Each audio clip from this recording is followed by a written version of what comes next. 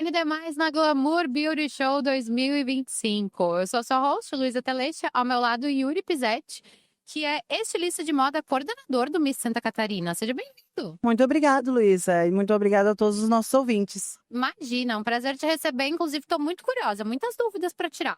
Como que é vestir esse rol de misses maravilhosas? Mulheres belíssimas, né? A beleza catarinense está sempre em alta. É verdade. E o Miss Santa Catarina, ele vem, é um concurso muito clássico, ele existe desde 1932, então são mais de 90 anos de história. A gente trabalha com as misses oficiais, que são todas vinculadas, de fato, né, ao governo do estado, posteriormente ao governo do Brasil, né, e também muito próximo com as prefeituras municipais, são eles que indicam as nossas misses, que trazem as inscrições. E a Miss, eu costumo sempre falar, né, que não é só a beleza, ela não é só uma modelo. A Miss, ela também é uma figura pública. Claro. Então, além de ter toda a parte da estética, da beleza, da moda, ela também tem uma questão muito importante, que é a representatividade. Ela precisa representar, de fato, um município. Então, oratória, a classe, a elegância, todo esse conjunto de quesitos fazem uma Miss. Sensacional. E sabe o que eu fiquei pensando enquanto você falava um pouquinho sobre a história? Justamente essa responsabilidade, porque ao mesmo tempo que você precisa carregar um legado, e a gente sabe que uma Miss tem uma série de critérios aí sérios que precisam ser levados em consideração, você também não pode estar vesti-las muito desconectados do momento atual, né? Exato. Esses pratinhos todos aí em equilíbrio. Excelente pergunta, Luísa. Como que funcionam os critérios de avaliação das misses? Bom, a gente tem mais de 90 anos de história, como eu falei, e as coisas vão mudando ao longo do tempo. Então, assim, algumas regras muito restritas, como a gente tinha antigamente, a gente acabou remodelando. Então, assim, só relembrando, né, o pessoal que é mais antigo, vai lembrar que as misses seguiam um padrão muito complicado de beleza e tudo mais. E hoje em dia a gente tem uma certa flexibilidade. Então, por exemplo, a primeira é a questão da idade das misses. Então, antigamente, a miss ela só podia ser miss até os 24 anos. Por quê? Essa é muito novinha. Exatamente, né? Então, assim, pensando lá nos anos 30, 40, 50, a mulher que não se casasse até os 25 era considerada que ficava para titia, né? E hoje em dia isso não faz mais sentido. A gente está num mundo globalizado. Então, a primeira assim, grande regra que a gente atualizou foi a questão da faixa etária, né? Hoje as misses elas podem até os 30 anos, né? Ali a gente pode conversar, dependendo, porque o mundo da beleza está cada vez mais em alta e as pessoas estão ficando cada vez mais joviais, né? Um segundo ponto muito crítico era que antigamente a Miss ela não podia ter um namorado, por exemplo, ela não podia estar em um relacionamento, ela não podia ser casada, ela não podia ter tido filhos. E hoje em dia, condenar uma mulher pelas suas escolhas pessoais não faz sentido na nossa sociedade. Então, por isso a gente também abre, hoje em dia a Miss ela pode sim estar num relacionamento, pode já ter sido casada, né, pode ter tido um filho de outra relação. Então, isso não vai impactar que a Miss ela tenha o seu reinado, digamos assim. Questão também das medidas, né? Muita gente me pergunta, é verdade que o busto tem que ser a mesma medida do quadril? Sim, antigamente era assim, né? A gente tinha uma série de medidas perfeitas, exatamente, Esperadas. né? E que se a Miss passasse 1 polegada, ela já era desclassificada, já não podia mais, né?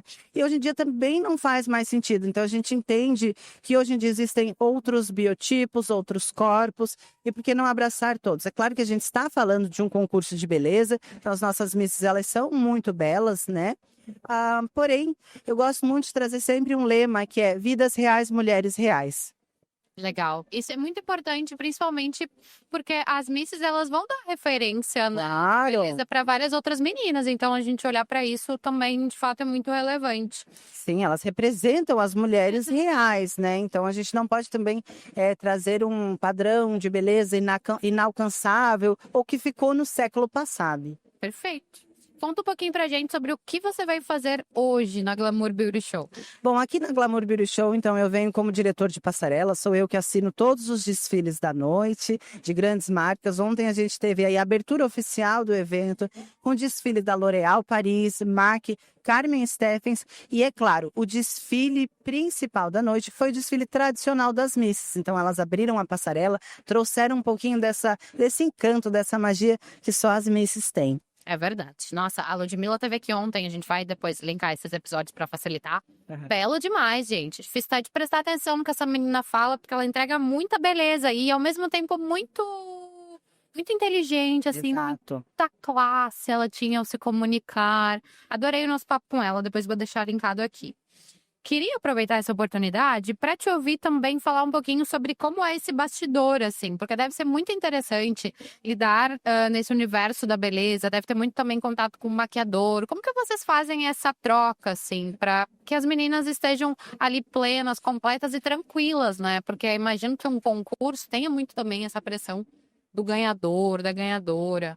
Muito bem. Bom, o mundo da moda e o mundo da beleza, eles caminham muito juntos, né? Então, não existe um sem o outro. Então, todos os profissionais, as meninas, elas já estão muito acostumadas porque elas vêm de uma série de compromissos, né? Que já começa quando elas vencem o concurso municipal das suas cidades, por exemplo. Então, ela, né, se torna a Miss Balneário Camboriú, por exemplo. Vamos usar essa cidade de exemplo, já que a gente está aqui em Balneário.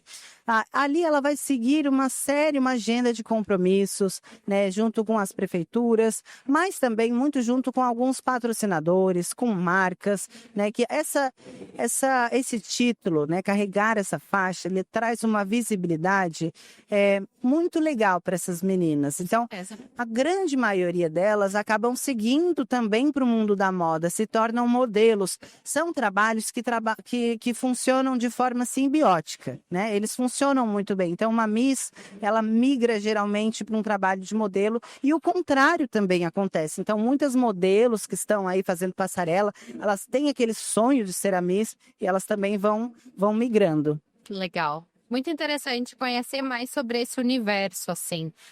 Pra gente fechar, acho que seria legal se tu pudesse contar para nossa audiência, porque eu tenho certeza que isso é uma curiosidade geral das meninas também.